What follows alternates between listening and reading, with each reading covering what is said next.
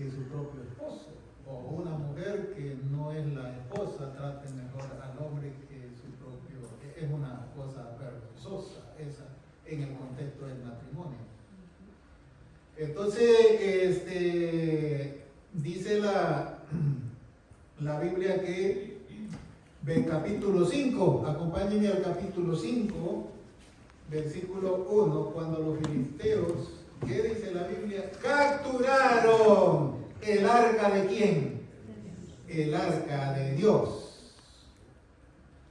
¿Los filisteos estaban felices o estaban bravos de haber capturado el arca de Dios? ¿Estaban qué? Felices. Los que estaban tristes eran los quienes, los israelitas. Los filisteos estaban felices de haber capturado el arca de Dios, porque para los filisteos en esa época la lucha no era solamente humana, era entre los dioses de los pueblos. Y entonces en este caso el Dios de los filisteos había capturado al Dios de ¿qué? Al Dios de Israel. Lo había sometido a la prisión. Entonces dice que lo llevaron a un lugar que se llamaba ¿cómo? Asdod. ¿Quién estaba en Asdod? Es un pueblo filisteo. ¿Quién estaba? ¿Qué había en Asdod? ¿Por qué lo llevaron ahí? Porque ahí tenían ellos a su ¿qué? A su Dios. Se lo llevaron para que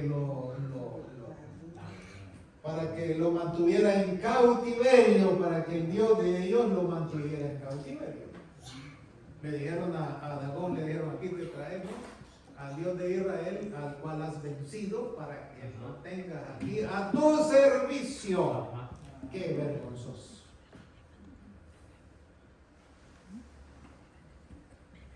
Lo que pasa es que Dagón era un Dios muerto.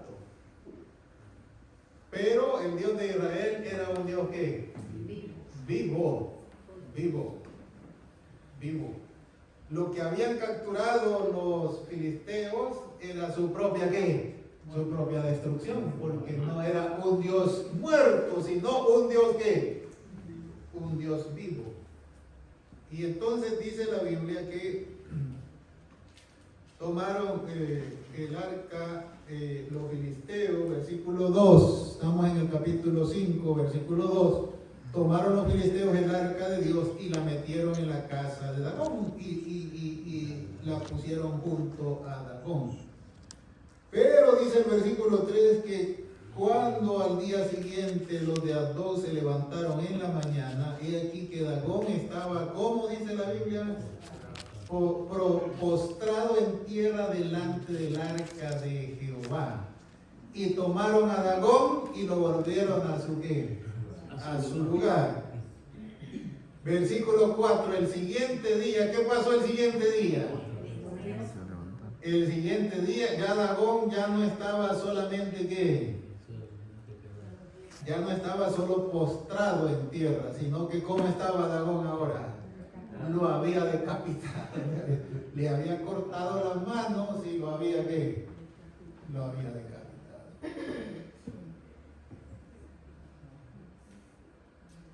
Lo había decapitado. Entonces, ¿qué hicieron los filisteos? Bueno, dijeron los filisteos, esto está raro, dijeron, lo que está pasando aquí.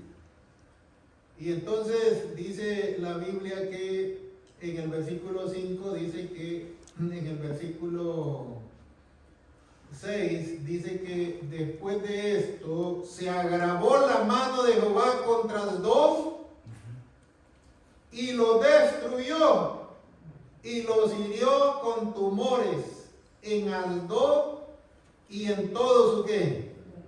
En todo su territorio. ¿Estaban jugando con fuego o no estaban jugando con fuego? Estaban jugando con fuego. ¿Qué hubiera pasado si los filisteos hubieran sacado a Dagón? Hubieran sacado a Dagón y se hubieran puesto a adorar al Señor. ¿Qué hubiera pasado? la bendición de Israel hubiera sido pasada a quién? A ellos.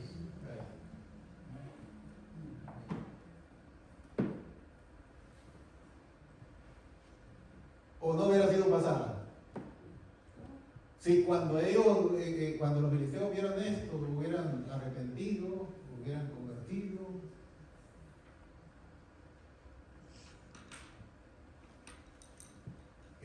La gloria de Dios los hubiera bendecido enormemente. Pero a veces nosotros las oportunidades no las aprovechamos, las despreciamos.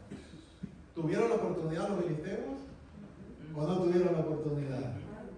Tuvieron la oportunidad. Y entonces, en vez de eso, ¿qué hicieron? Dice la Biblia que en vez de eso, ¿qué hicieron? Lo más seguro es que se hicieron otro Dagón. ¿O no? Eso es lo más seguro, que mandaron a hacer otro ¿qué? Otro Dagón, porque este ya se los había despedazado, pero dijo, si traemos al otro a este mismo lugar, en la mañana no solamente lo vamos a encontrar despedazado, sino el Dios de Israel va a amanecer cocinando con la leña de Dagón. Y entonces dice la Biblia que en el capítulo 5, versículo 7, ¿y qué dijeron los de Asdod? No quede con nosotros el arca del Señor. ¿Ese era el camino correcto? ¿Sacarlo? No. Lo que pasa es que no querían tratarlo ¿con qué? Con responsabilidad. Por eso a veces nosotros no queremos la presencia del Señor en nuestras vidas. Porque no queremos asumir la ¿qué? La responsabilidad que involucra tener la presencia de Dios con nosotros. Entonces preferimos mejor decirle que la presencia del Señor se vaya para otro ¿qué? Para otro lado, porque es demasiada ¿qué? Responsabilidad tenerla con nosotros. Hay muchos cambios que hay que hacer, ¿no es cierto? Y nosotros lo que menos queremos es hacer ¿qué? Cambios. Hacer cambios en nuestro carácter. A mí nadie me va a cambiar, yo soy así y aquí que no vengan con cosas, ¿verdad? Yo soy sangre de gallo y con sangre de gallo quiero morir.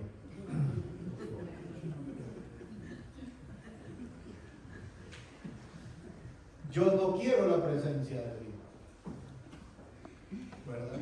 No queremos tratar la presencia de Dios con responsabilidad, entonces preferimos ¿qué? Que se vaya. O mandársela a otro. Y entonces dice la Biblia aquí que se la mandaron, ¿a quién se la mandaron? A otro pueblo de los filisteos, a otro pueblo de los filisteos se la mandaron, dice aquí la Biblia. Convocaron pues, ¿qué haremos? Pues las guías respondieron, pases el arca del Señor ¿a quién? A Gat, otro pueblo filisteo. ¿Se acuerdan quién era de Gat?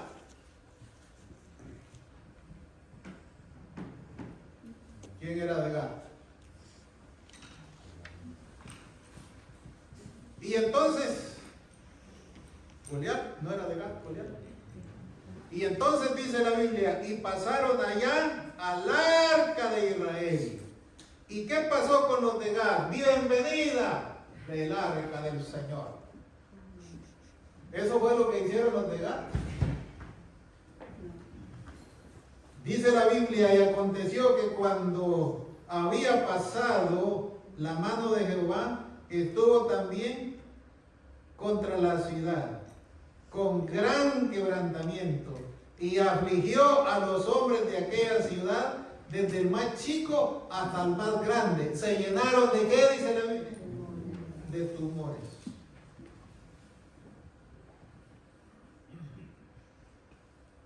Y entonces, ¿qué hicieron los de Gat? Nos quedamos con el arca del Señor, dijeron los de Gat, nos quedamos con el arca del Señor. Vamos a revisar nuestros corazones, vamos a ver nuestra vida, vamos a hacer los cambios que necesitamos hacer Y entonces el arca nos va a ¿qué? Traer bendición hasta que sobre ¿qué?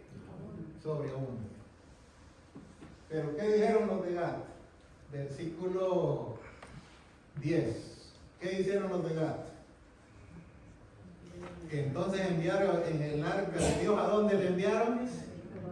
A Ecrón, otra ciudad filistea. Que se vaya. Demasiada responsabilidad tener la presencia de Dios en nuestro medio. Y entonces enviaron el arca del Señor a Ecrón. Y cuando el arca de Dios, cuando el arca de Dios vino a Ecrón, ¿qué dijeron los ecronitas? Bienvenida al arca del Señor. ¿Qué dijeron? ¿Qué dijeron los de Ecrón?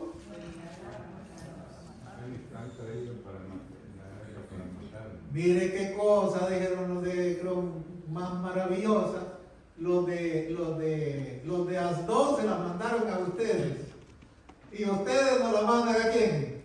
A nosotros. Mire qué cosa. Mató a los de Asdod, mató a los de Ecrón. Y ahora ustedes nos traen estas cosas a nosotros. ¿Para qué? Para matar. Para matarnos.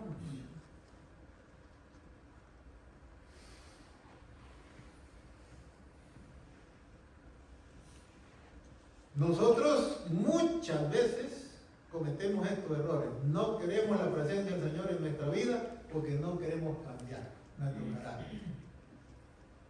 No la queremos. Preferimos la religión que solo exige cosas exteriores.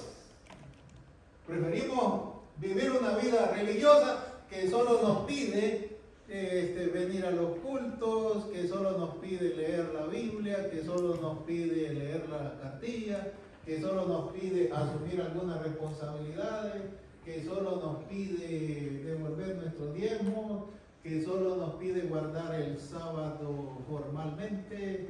Eso es todo. Preferimos esa rutina que la presencia del Señor, porque la presencia del Señor nos cambia no solamente a nivel religioso, sino que nos quiere cambiar a nivel espiritual para que nosotros seamos enteramente preparados para vivir en una eternidad.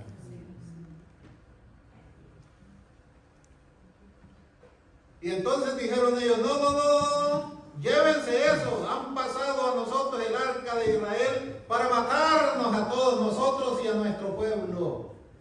Eso, pero ni la dejaron asentar, o sí la dejaron asentar. Y enviaron, dice la Biblia, y versículo 11, y enviaron y reunieron a todos los príncipes de los filisteos. ¿Y a qué conclusión llegaron con el arca? Enviar el arca de Dios a Israel y vuelva hacia su lugar. El problema era que los israelitas estaban exactamente igual que los filisteos. No querían la presencia del Señor tampoco. Los israelitas estaban exactamente como los filisteos. No querían la presencia del Señor porque la presencia del Señor demandaba demasiada ¿qué? Responsabilidad. Y eso es lo que nosotros menos queremos asumir ante Dios, responsabilidad. Y entonces dice la Biblia aquí que envíenla al territorio de Israel, porque había, ¿qué dice la Biblia? Consternación de muerte en toda la ciudad, y la mano de Dios se había agravado, y todo el que y los que no morían eran heridos de tumores, y el clamor de la ciudad subía hasta donde dice la Biblia. ¿Pero ustedes creen que se arrepintieron?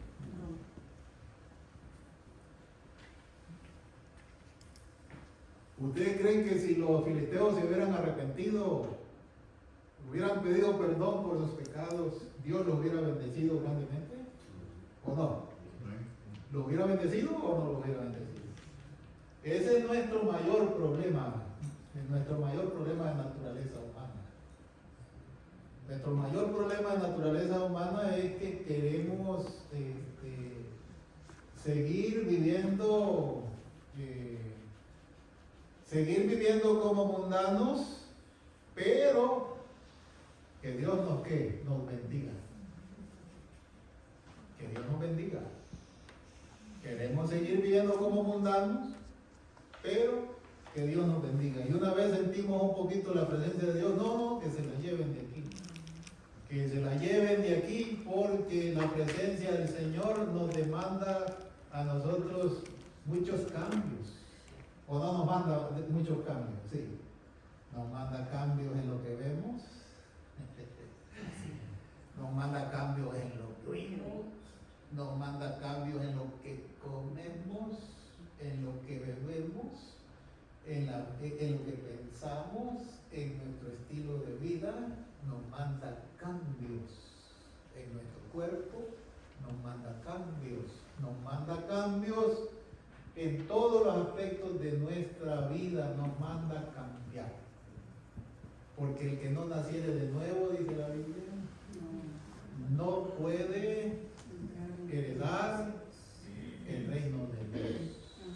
Y nacer de nuevo es asumir nuevas responsabilidades.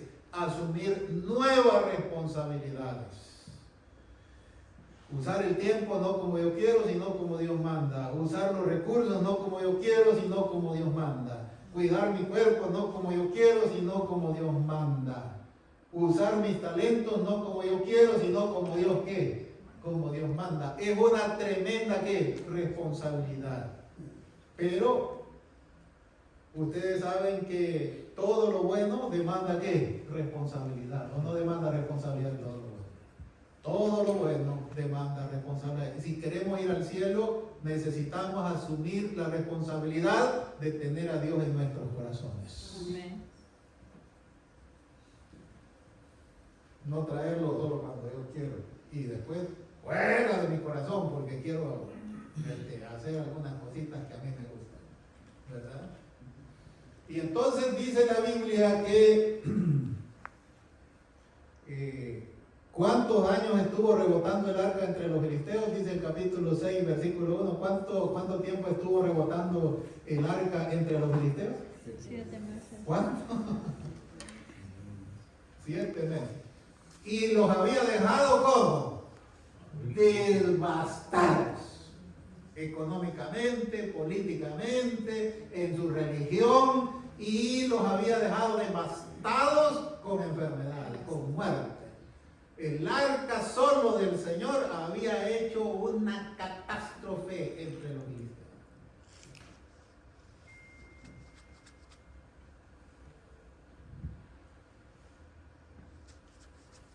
Pero como dijo la gente allá en El Salvador por los terremotos del 2001, que tenían unos carnavales allá y orgías, dijeron, no lo vamos a hacer este año, dijeron, no les sirvió de un llamado, no lo vamos a hacer este año, lo vamos a hacer el otro año. En vez de decir este es un llamado de atención que Dios nos hace a nosotros, arrepintamos de nuestros pecados, confesemos nuestros pecados y busquemos al Señor de todo corazón.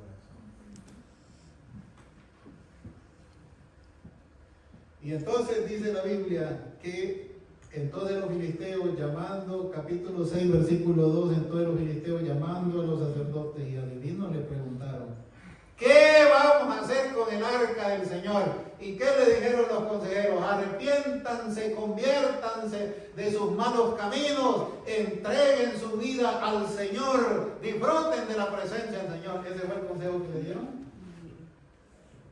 ¿Qué consejo le dieron?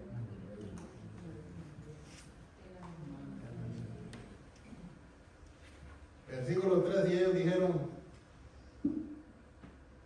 envíenla a su lugar. Y entonces, pero no la envíen vacía, paguen y todo lo que se habían robado, a los israelitas tenían que devolverlo. Todo lo que le habían quitado, a los israelitas tenían que devolverlo. Los filisteos estaban seguros cuando vencieron a los israelitas que habían vencido no solo a los israelitas, sino al Dios de Israel. El Dios de Israel nadie lo puede vencer. Amén. El Dios de Israel nadie lo puede vencer. El Dios de nosotros nadie lo puede vencer. Nos pueden vencer a nosotros por descuidado, pero al Dios que nosotros adoramos nadie lo puede vencer. Y entonces dice la Biblia aquí que en el capítulo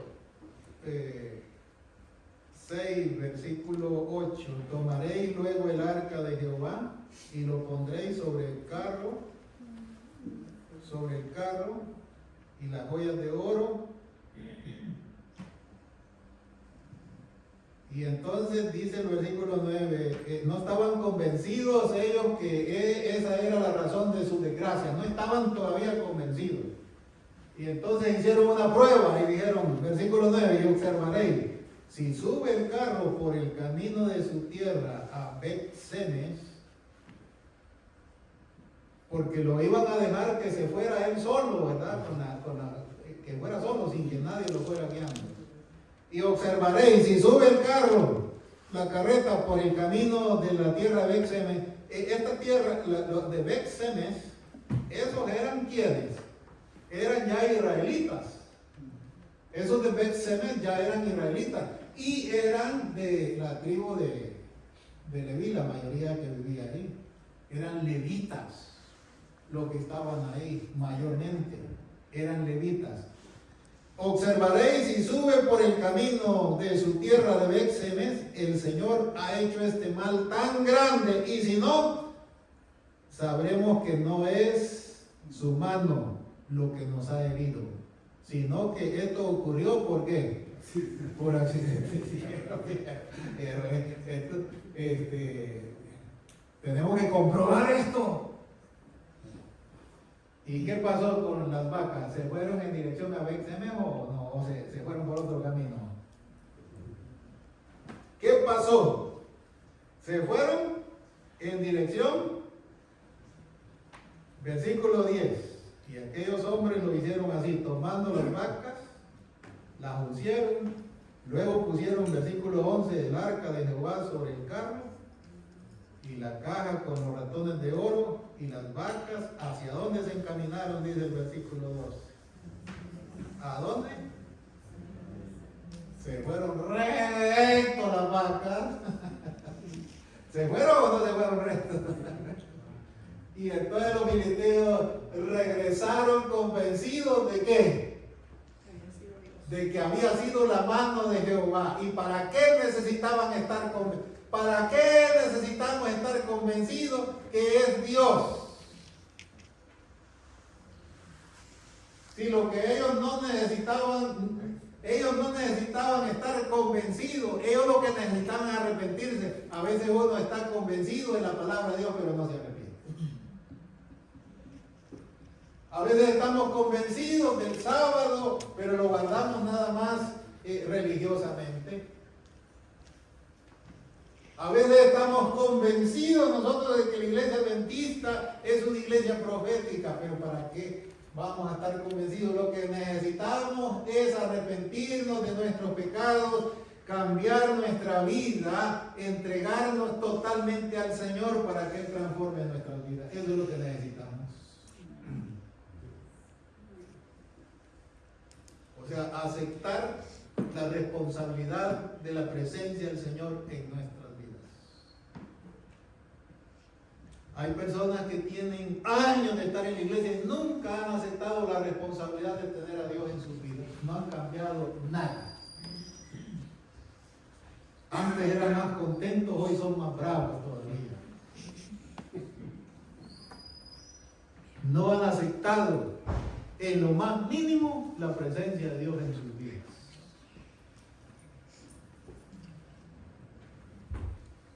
Aceptaron la religión, pero no la presencia de ¿quién? De Dios. La religión, hermanos, no cambia a nadie. Lo que cambia es aceptar la presencia del Señor en nuestras vidas. Eso es lo que hace la diferencia.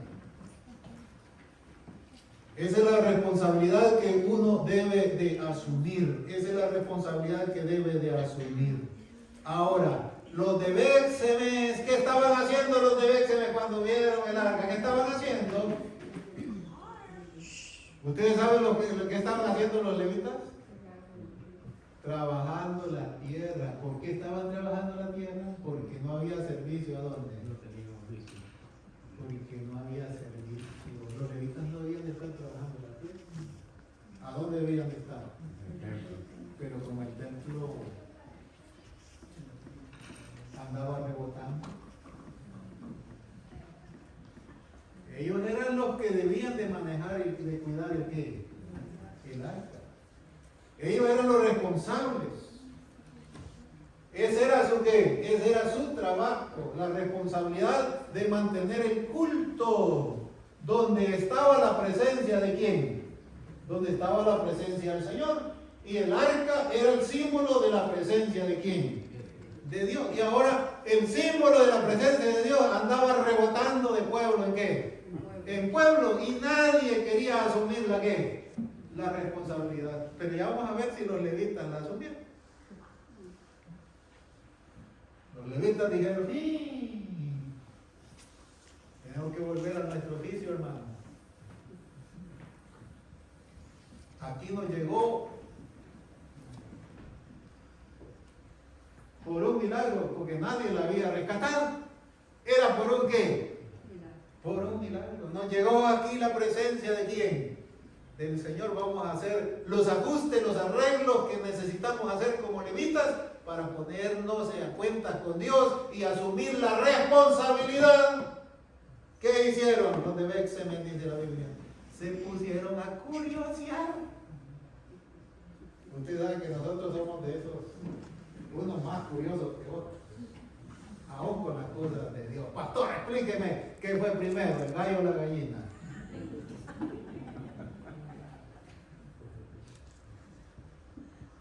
Explíqueme quién fue la esposa de Caín. Nos ponemos a curiosear. Nos ponemos nosotros a curiosear y perdemos el tiempo curioseando. Y en eso el diablo nos dice: seguir curioseando, hermano, que ese camino te va a entretener.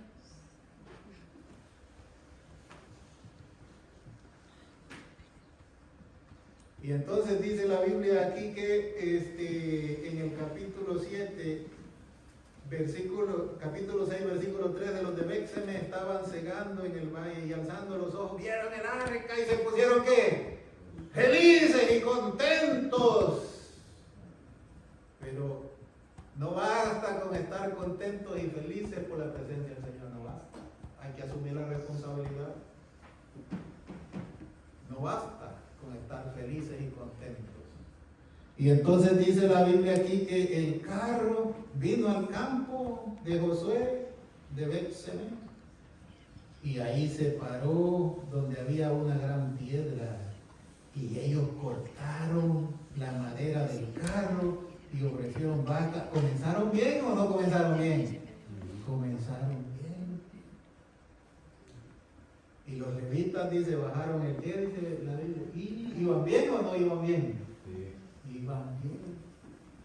Los levitas bajaron el arca de Jehová y la caja que estaba junto a ella, en la cual estaban las joyas de oro, y la pusieron sobre aquella piedra. Y los hombres de Beth-Semes sacrificaron holocausto y dedicaron sacrificio a aquel día.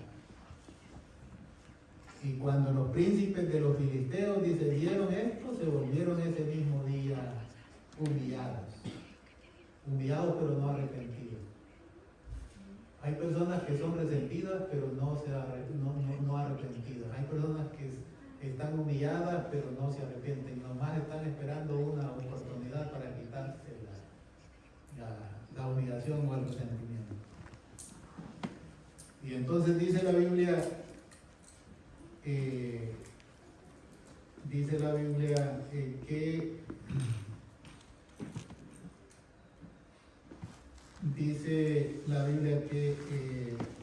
versículo 19, 6-19. ¿Qué les pasó a los de Betseme? ¿Comenzaron bien el culto o no comenzaron bien el recibimiento de la presencia del Señor? Comenzaron bien. ¿Sabían ellos? ¿Tenían todas las instrucciones o no tenían todas las instrucciones? Claro que tenían todas las instrucciones. Y miren lo que hicieron. Versículo 19, 6-19. Entonces Dios hizo morir a los hombres de Betseme. ¿Le pasó lo mismo que a los filisteos o no les pasó lo mismo? ¿Por qué? ¿Cuál fue la razón? Y respetaron las instrucciones que ellos conocían. Si hay alguien que conocía las instrucciones cómo debía tratarse el arca del Señor o la presencia del Señor, eran los levitas. Pero mira lo que se pusieron, dice la Biblia. Porque se pusieron ¿a qué? Se pusieron, dice, a ver el arca por dentro. Y eso, ¿quién lo podía ver? El sumo sacerdote. No, ni el sumo sacerdote. Eso no lo podía ver ¿qué? Nadie. Estaban las instrucciones claras de que nadie podía ver adentro del arca, porque el arca, lo que estaba dentro del arca, era símbolo de la que había que tratarlo con responsabilidad. Y la responsabilidad tiene sus límites o no tiene sus límites. Tratar las cosas con responsabilidad tiene sus límites. Si usted no es diácono, no pase hasta que le pida permiso a los diáconos. Si usted es director, no pase ahí hasta que no le pida permiso a quien. Y aunque sea una persona a la que usted no considera importante, es importante no por la persona, sino porque esa persona es la responsable delante de Dios. Y así con las cosas también, con las cosas. El Señor ha dado instrucciones claras con el sábado, con los diezmos, con nuestro cuerpo, o no ha dado instrucciones claras con nuestro cuerpo. Dios ha dado instrucciones claras con nuestro cuerpo. El momento en que usted traspasa eso, usted está expuesto a los juicios de Dios. ¿O no está expuesto a los juicios de Dios? Está expuesto. Y entonces dice la Biblia aquí que los de Betseme y el Señor hizo morir. ¿A cuántas personas hizo morir el Señor de los de Betseme? Dice la Biblia. ¿Cuántos se murieron?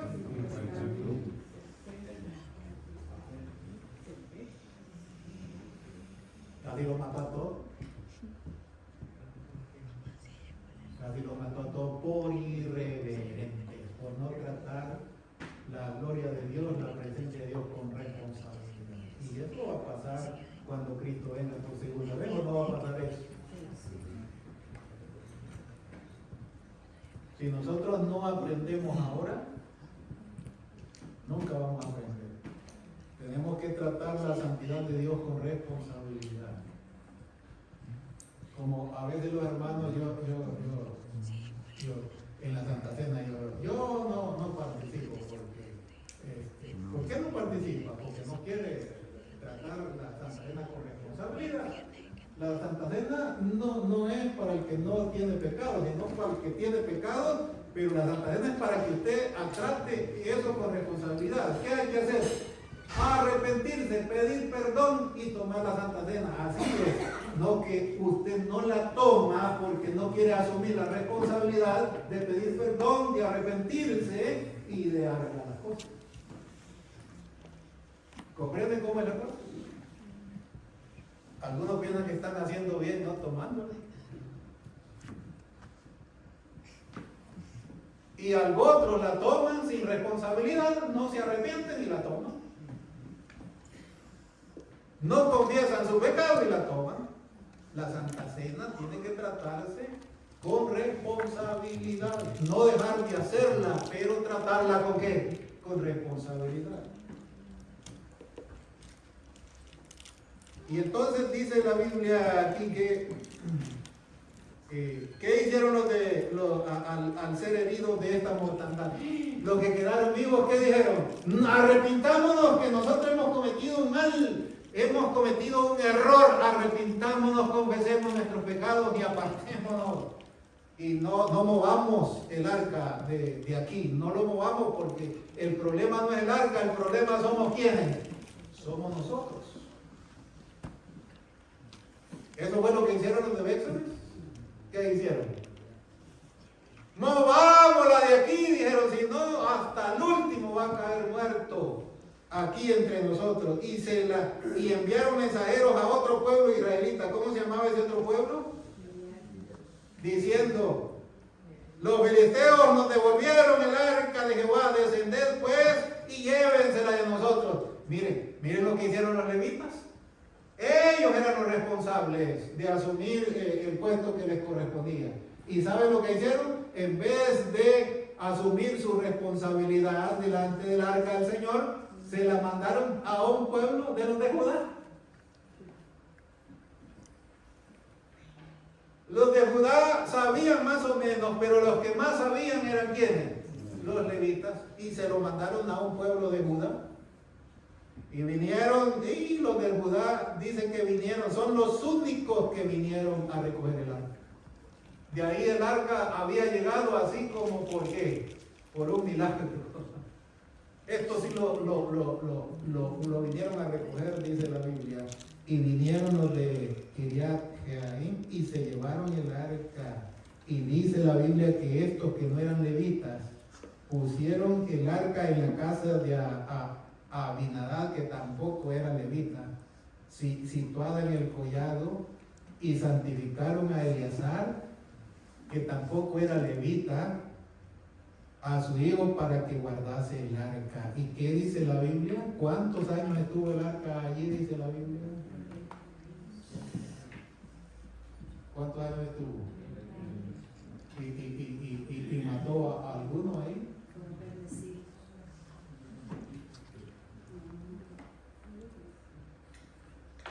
El problema no es el arca, el problema no es la presencia del Señor, el problema es cuando nosotros no queremos asumir la responsabilidad. El problema no es la presencia del Señor, pero nosotros le achacamos, como los filisteos y como los de Béxames, le achacamos a la presencia del Señor. El problema es que no queremos poner ni el pueblo de Israel, ni los filisteos ni los levitas quisieron ponerse aquí a cuenta. Y dice la Biblia que estuvo 20 años ahí. ¿Y qué hacían los israelitas? ¿Qué hacían los israelitas durante ese 20 años? Dice la Biblia, ¿qué hacían los israelitas? ¿Qué hacían los israelitas? ¿No dice ahí o sí dice? Dice ahí que durante esos 20 años toda la casa de Israel lamentaba en pos del arca, pero adorando ¿a quién? A Baal. Venían de adorar a Baal y venían caminando en el camino de Ay, cuando teníamos la presencia del Señor aquí en nuestro medio, hermano, todo era maravilloso. Y el siguiente día regresaban a adorar a Astarot. Y cuando venían de adorar a Astarot, decían, cuando el arca del Señor estaba aquí con nosotros, qué bonito era. Todo el pueblo, dice, lamentaba en pos de Jehová, pero lo que menos les interesaba era que arrepentirse. Díganme ustedes, 20 años estuvo ahí y a nadie le interesó sacar el arca de ahí. Es más, todo el tiempo de Saúl, ¿cuántos años estuvo Saúl? Todo el tiempo de Saúl estuvo el arca ahí. Saúl no se interesó, ¿verdad? ¿O sí? Es más, todo el tiempo de Samuel estuvo el arca ahí. Y yo dije, ¿por qué Samuel no? Dije, porque el pueblo no le interesaba asumir la responsabilidad de la presencia del Señor. Ahora la pregunta es, ¿nosotros estamos interesados en asumir la presencia del Señor? interesados en asumir la responsabilidad de la presencia del Señor en nuestras vidas, en la vida de la iglesia de Dios? ¿Estamos interesados? No se apresuren a decir que sí, porque les puede caer una plaga. Hay que meditarlo. Hay que meditar. Porque nosotros podemos pasar aquí como los filisteos, ¿verdad?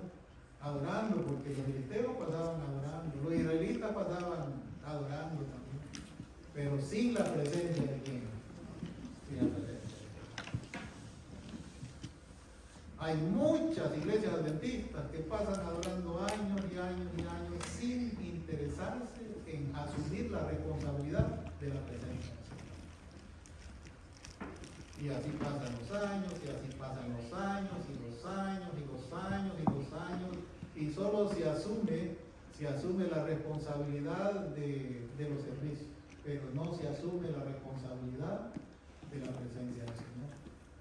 Y como no se asume la responsabilidad de la presencia del Señor, nos acostumbramos a vivir sin ningún cambio, sin ninguna transformación en nuestras vidas.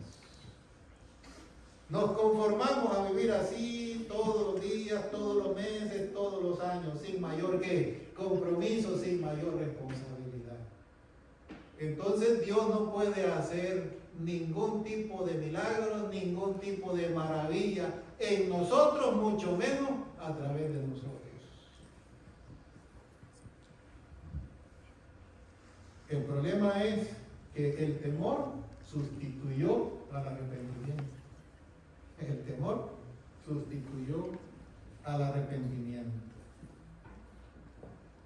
En lugar de arrepentirse y purificarse, prefirieron alejarse de Dios, de la presencia de Dios. El enemigo quiere que veamos la santidad de Dios como una barrera. ¿Me escucharon eso? El enemigo quiere que veamos la presencia de Dios como una barrera, cuando en realidad es un llamado a la obediencia y a la comunión. La santidad de Dios no puede ignorarse. No puede ignorarse. Cuando los de Beth-Semes violaron el mandato del Señor. Nadie podía ver adentro del arca. Dios mostró que ni la buena intención justifica la desobediencia. ¿Escucharon? Dios mostró que ni la buena intención justifica la desobediencia. Hermano, lo importante es que usted lo haga con buena intención. No importa que desobedezca. Si usted lo hace con buenas intenciones, el Señor va a pasar por alto su desobediencia. No se confíe. Porque cuando los israelitas, y vamos a estudiar esto, cuando David quiso trasladar el arca, la subieron en una carreta, imitando a los filisteos. Y el Señor no les pasó por alto eso. La buena intención, hermanos, no basta la buena intención, hay que seguir las instrucciones dadas por el Señor a través de su palabra. El pecado de la idolatría impide la restauración del verdadero culto.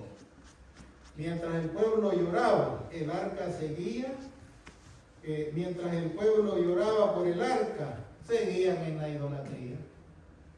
Lloraban y seguían en la ¿qué? En la idolatría. Mire qué cosa más terrible. Por eso no confíen ni en sus propias emociones ni en sus propios sentimientos. No han de confiar. Ay, estoy llorando, ya estoy arrepentido. No es cierto. Volarle la cabeza quiere a su esposo o a su esposa. Dios no podía permitir que su arca estuviera en un lugar de culto contaminado por los ídolos. El profeta Samuel exhortó al pueblo: quiten de vosotros los dioses ¿qué? Los dioses ajenos, y solo sirvan ¿a quién? A Jehová. Solo cuando hubo arrepentimiento verdadero, el Señor les dio victoria y restauración. No basta llorar por la presencia de Dios. Debemos renunciar a los ídolos que ocupan el lugar de Dios en nuestros corazones. El arca no volvió nunca al tabernáculo porque el pueblo no estaba listo espiritualmente para asumir la responsabilidad de la presencia del Señor. No piensen que la presencia del Señor va a estar con nosotros solamente porque Dios nos ha declarado o nos declaramos como pueblo de Dios. Dios le quitó el arca al pueblo de ¿qué? Al pueblo de Israel, y el pueblo de Israel era el pueblo de Dios, o no era el pueblo de Dios. O sea, Dios no va a mantener su presencia en nuestro medio si nosotros no asumimos la responsabilidad. Y por último, no le tengamos miedo a la presencia de Dios. La Biblia dice en Hebreos 10:22, acerquémonos confiadamente. No le tengamos miedo a la presencia del Señor. Porque la presencia del Señor no es para tenerle miedo. La presencia del Señor es para que nosotros nos acerquemos con corazones arrepentidos, con corazones arrepentidos. Y si nos acercamos al Señor con corazones arrepentidos, aunque seamos pecadores, Dios nos va a recibir.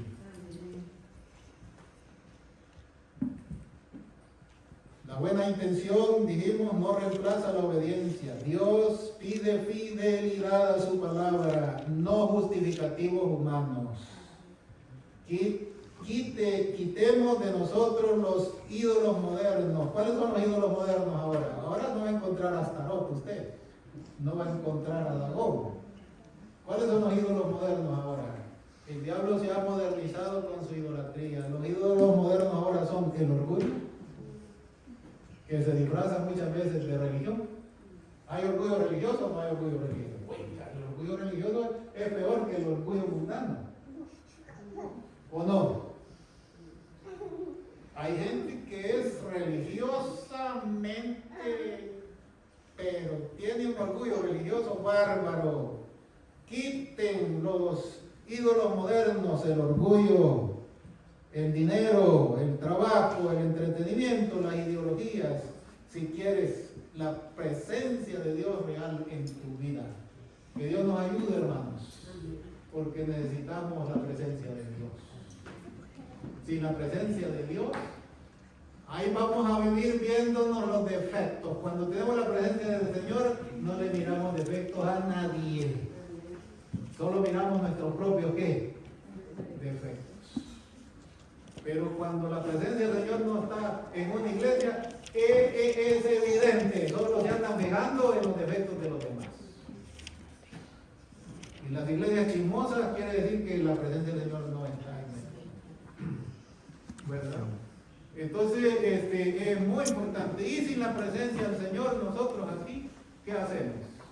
Sin la presencia del Señor, aquí venimos a adorar a Dagón. ¿Cuántas veces no habremos salido aquí sin estar en la presencia del Señor adorando a Astarot o a Dagón? Porque Astarot y a Dagón ahora no son ídolos físicos, sino son formas de religión, formas de vida religiosa, ¿verdad? Sin la presencia de ¿quién? Sin la presencia de Dios. Que podamos nosotros asumir la responsabilidad de la presencia del Señor y no tengamos miedo. Arrepintámonos que el Señor nos va a recibir con los brazos abiertos. Dios nos bendiga y nos acompañe. Amén.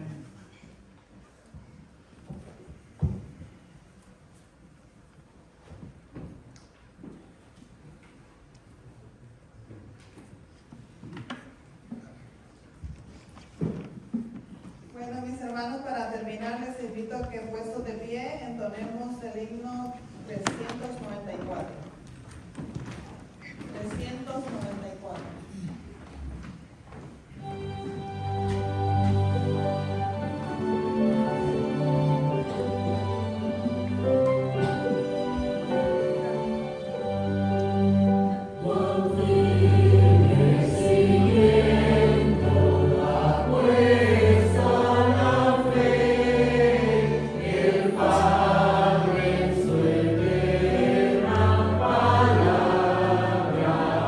Amor.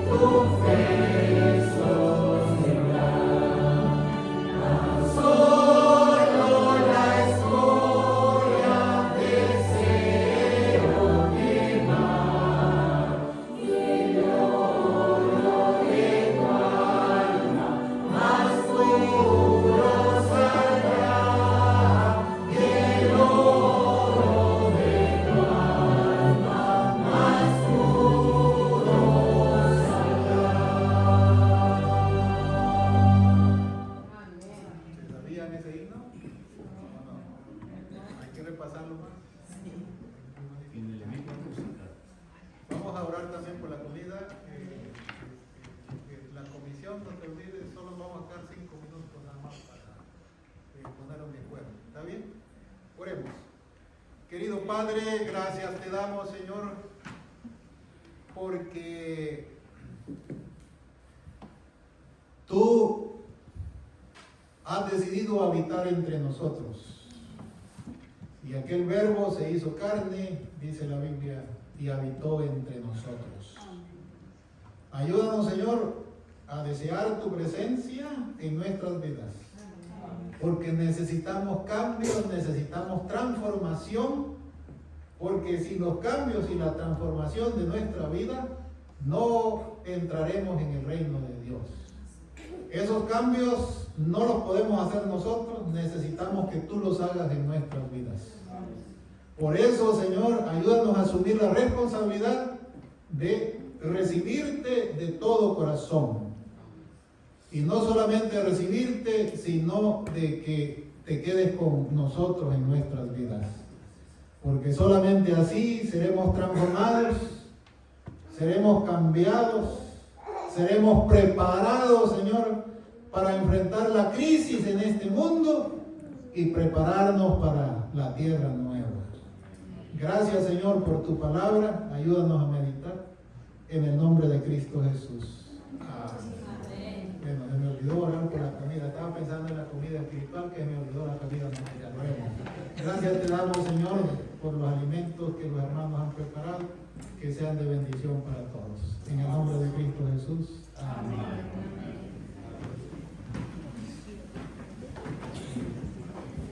Bien, hermanos, voy a pedirle a los diáconos que me ayuden, por favor, a indicar la salida.